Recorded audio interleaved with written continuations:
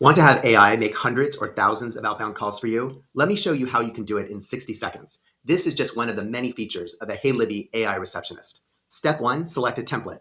In this scenario, my business is a kids gym, and we want to call parents and ask if they want to sign up their child for the fall. So you can see here my script for the intro message, if they answer the phone, and my script for the voicemail.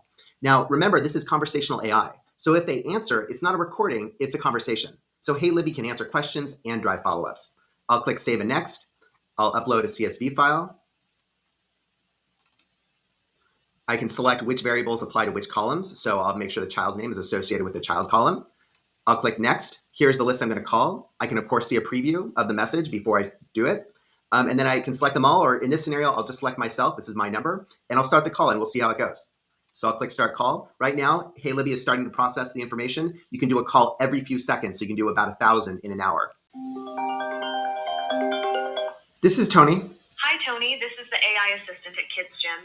I wanted to see if you were interested in signing up Taylor for the fall session. Also happy to answer any questions on it. Yeah, how much does it cost? The fall session costs $175 and includes activities like soccer, gymnastics, and a ropes course. Are you interested in signing up for the fall session?